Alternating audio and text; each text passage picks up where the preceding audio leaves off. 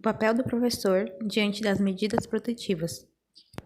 As medidas protetivas de urgência são providências garantidas por lei às vítimas de violência doméstica, que têm a finalidade de garantir sua proteção e de sua família. Criar estratégias que impeçam a violência de se perpetuar evita que danos ainda maiores sejam deixados nas vítimas, além de quebrar o ciclo de violência que pode vir a afetar outras pessoas. Sendo a escola uma instituição que assume o dever de democratizar e socializar o conhecimento, formando também a moral e a ética de seus estudantes, não há como deixá-la de fora dessa discussão, já que ela é também o espaço em que as crianças e adolescentes passam a compreender seus direitos e deveres como cidadãos. E não há como pensar em soluções sem refletir sobre a realidade que envolve o tema. Pensando nisso, nosso grupo reuniu diferentes casos de violência e como eles podem envolver o ambiente escolar. O objetivo não é julgar atitudes que foram tomadas, até porque são casos diferentes, que aconteceram em lugares e épocas diferentes, e não há como tentarmos julgar o que deveria ou não ser feito. O que queremos aqui é tomar essas situações para a nossa realidade e refletir como nós, educadores, em conjunto com a escola, podemos agir nessas situações. Caso Araceli Cabreira. O caso Araceli Cabreira aconteceu em Vitória, no Espírito Santo, onde em 18 de maio de 1973, a menina foi brutalmente assassinada com apenas 8 anos. Dentro da nossa discussão, 2 pontos são importantes para avaliar na história do crime contra Araceli. Primeiro, os depoimentos de testemunhas que afirmam ter visto os assassinos da menina observarem ela mais de uma vez esperando o ônibus para voltar para casa depois da escola. Um dos assassinos tinha um bar que ficava próximo ao ponto do ônibus. Além disso, as testemunhas afirmam também ter visto os assassinos de carro em frente à escola para observar Araceli e outras meninas. Uma dessas testemunhas revelou ter entregado presentes para Araceli em nome de um deles. O segundo ponto é a suspeita conexão entre o tio de um dos assassinos com a mãe de Araceli. Na época do ocorrido, vários boatos tentaram culpar ela pela morte da menina. Se os boatos são verdadeiros ou não, o que importa para nossa discussão é saber que os assassinos de Araceli não eram completos desconhecidos, seja porque eles perseguiam e assediavam a menina, ou porque as famílias tinham alguma conexão.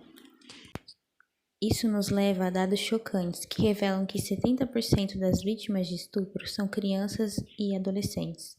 89% são do sexo feminino, e em 70% dos casos, o crime é cometido por parentes, namorados, amigos e conhecidos da vítima. Diante de situações como essa, a escola pode ser o único refúgio para as vítimas.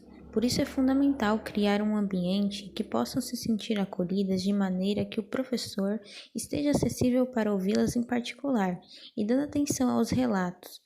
Muitas vezes, o fato de não serem levadas a sério faz elas se sentirem intimidadas e acabam desistindo de falar sobre o assunto. Além disso, existem as vítimas que não percebem estar sofrendo uma situação de violência. Por isso, é preciso trazer atividades onde estejam livres para expressar como se sentem sobre sua família e pessoas que as rodeiam, e discutirem atividades que trabalham os direitos da criança e adolescente, os comportamentos que gostam ou não no convívio com essas pessoas. Aos poucos, é possível conhecer um pouco de cada vítima, conquistar sua confiança e encorajá-las a falar sobre o assunto.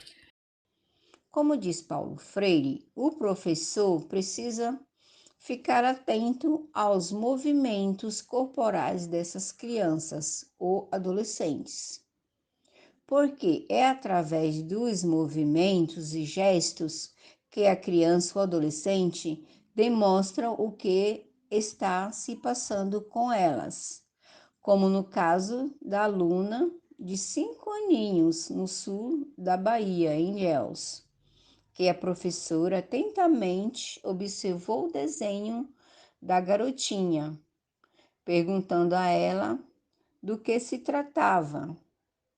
Ela respondeu que era o que o tio fazia com ela, ou seja, abusava sexualmente dela. Detalhe: a mãe nem imaginava o que estava acontecendo com a filha dela, por confiar nesse suposto tio que levava e buscava seus filhos da escola. Uma tia dela já havia também desconfiado desse tio, mas foi a professora que deu o início dessa investigação. Quando se trata de abuso sexual, esses abusos não é só com meninas. Quero ressaltar aqui que muitos meninos também sofrem abusos sexuais. Um homem de 47 anos foi preso pela polícia militar graças ao olhar atento de uma coordenadora escolar. Ela percebeu a mudança de comportamento em uma aluna e acabou descobrindo que a adolescente sofria uma série de agressões e tentativas de abuso sexual. A mulher relatou que percebeu que uma aluna estava deprimida e então a chamou para conversar. Com o diálogo, ela percebeu que a adolescente sofria agressões físicas por parte do padrasto. Casos de suspeita ou confirmação de maus-tratos têm que ser comunicados ao conselho tutelar. O ideal seria ter um psicólogo por escola para acompanhar os estudantes e conduzir essa conversa. Na ausência deste, o professor mais próximo do aluno ou que notou os sinais de violência pode estabelecer o diálogo. Nessa conversa, investigue quem da família pode e deve ser acionado. Isso garante que seja alguém de confiança do aluno e não o perpetrador da violência. Em seguida, a direção da escola e não o professor individualmente deve entrar em contato com a família e encaminhar a denúncia para as autoridades competentes. Estudos demonstram que crianças sexualmente abusadas acabam tendo uma visão muito diferente do mundo e dos relacionamentos. Mas o quanto antes receberem apoio educacional, médico e psicológico, mais chances terão de superar a experiência negativa da infância e ter uma vida de adulto mais prazerosa e saudável. Denunciar a violência no isolamento social está sendo difícil para muitas mulheres confinadas com seus agressores. A questão se complica ainda mais quando essas mulheres vítimas de violência são surdas. Entre os problemas recorrentes está a questão de acessibilidade nas instituições públicas, uma vez que essas mulheres possuem uma linguagem própria e por vezes falta professores e acolhedores ou com o mínimo de domínio da língua brasileira de sinais.